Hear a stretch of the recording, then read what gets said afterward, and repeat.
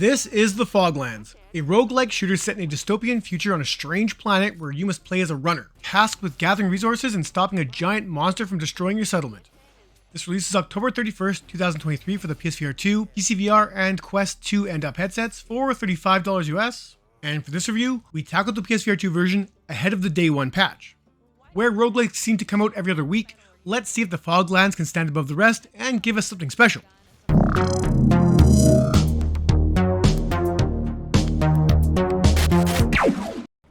Hello virtual boys and girls, before we get to it, if you enjoyed this video, don't forget to like, subscribe, and leave us a comment with your thoughts on this release. I'm Ryan for the VR Grid, now let's get to it. At the game's onset, you are treated to an optional tutorial which I do recommend playing, as it does explain some of the game's unique mechanics and introduces the world you'll be exploring. You live on a planet where humans, and other creatures, were forced to live underground, and because of this, supplies are rare. Venturing out into the foggy depths are runners, people brave enough to fight the beasts hiding in the shadows, and thanks to a being who appears to be death itself, you are now one of them, as he's decided to bring you back to life whenever you die, to try once more to defeat that great beast wrecking your home. Why has he chosen you? Well, that's what you'll have to find out. While the opening stage and tutorial may explain some of the game's mechanics, it doesn't explain any of the roguelike elements, which made my initial few runs a little confusing. There is a tutorial option in the menu, which does explain how it all works, but I didn't even bother to check that out, as I figured it was just a repeat of the original tutorial. Regardless, on each run you'll collect scrap, which can be spent at vendors during that run, or is sent back up to the surface to be spent prior to your next go. You'll also find runner keys, which unlock cards or rooms available to find on your next run.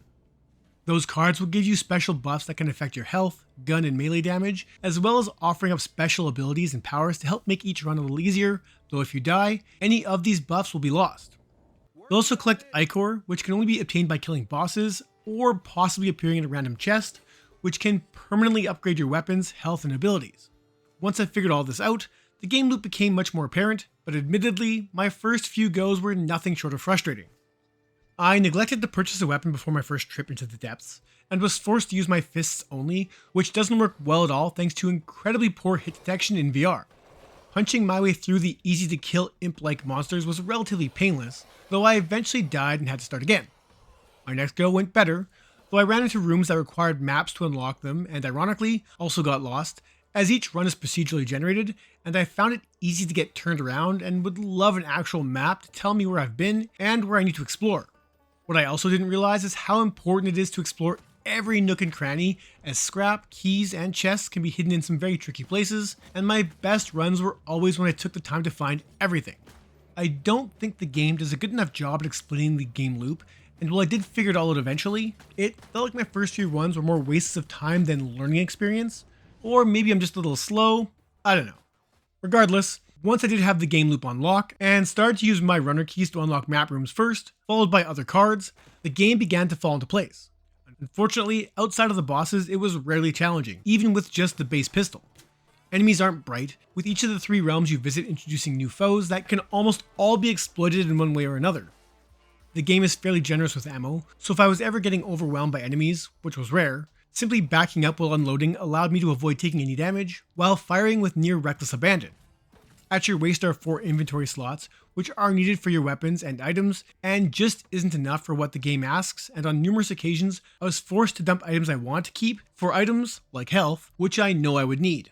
When not fighting, you'll be searching for all that loot, with some special rooms having items unlocked behind doors, triggered by switches hidden in the area, or involve a little bit of platforming to jump to areas that can't be walked to. I enjoyed these rooms, especially the map ones, as these ones will reveal a little backstory about the world or some of the runners that came before you. The story here is fairly light and really is little more than informational tidbits about the past, but given the unique world you'll be playing in, I did enjoy learning more about it. The first boss gave me some trouble on my first few runs, though once I figured out a strategy to defeat him, he was never an issue after that. Getting to the second boss was easy enough, as, like I said, the regular enemies don't offer much challenge, and for the record, I was playing the game on the regular mode, not story, which makes the game even easier. That second boss provided much more challenge, and I died 3 times against her, twice by backing off a ledge, which just started to annoy me, as playing the game again up to that point, exploring every corner to ensure maximum loot, and seeing the same rooms over and over, just rearranged, became a chore, and I was getting fed up with how repetitious and easy it all was. My fourth attempt against that boss saw me the victor, and onto the third realm, where I cruised through to the end of the game and defeated the big bad worm.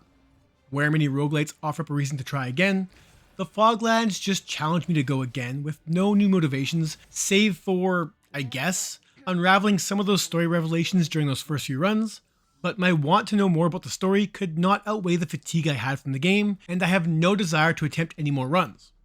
That's not to say it's a bad game, it's not, and I am admittedly not the biggest fan of roguelikes, but for myself, this felt very repetitious, even for a roguelike, and I was also fighting a few issues along the way. Now, keep in mind that I did review this ahead of a day one patch, so some of these issues may, and hopefully will, be fixed when the game launches, and I will avoid talking about the problems I know will be fixed by release day.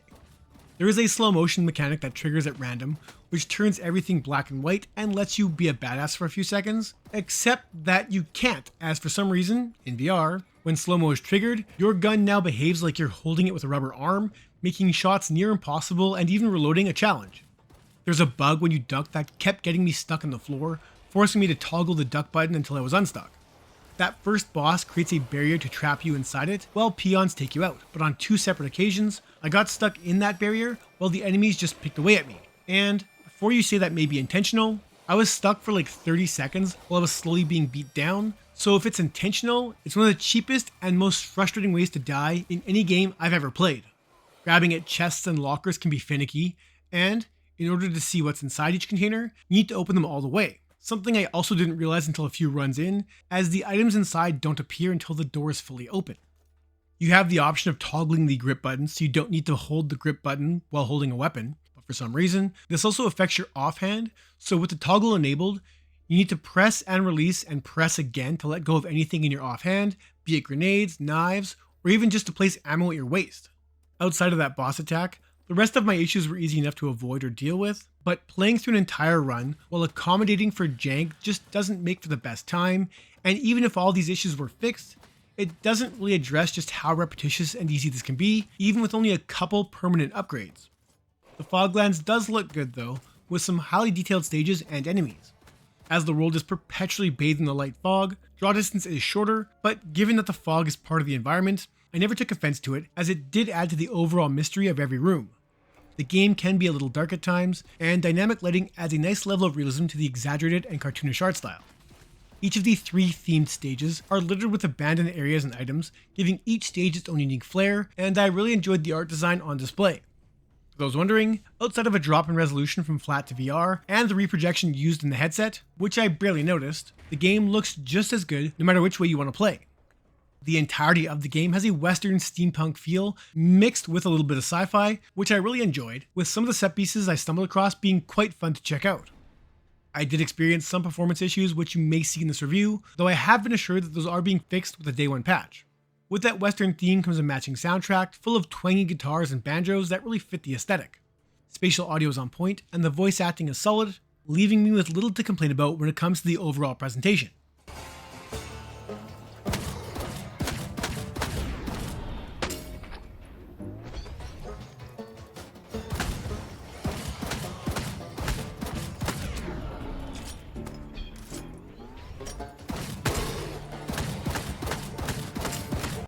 Ultimately, I think your love of roguelikes will determine if the Foglands is for you. The story, while intriguing, is fairly shallow and relies too heavy on repetition, which I know is a roguelike standard. Problem is that, excluding the bosses, it's too easy and demands too much time to find all the items to make that run a success. I played for almost 7 hours, with my final run clocking in at almost 2.5 hours, so there is a decent length game here, assuming you enjoy exploring the same rooms and killing the same enemies without much in the way of challenge.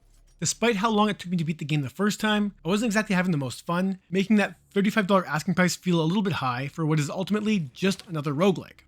I'm going to give the Foglands a 6 out of 10. It's not bad, but it doesn't do enough to separate itself from other games in the genre, and it's too repetitious, even for a roguelike.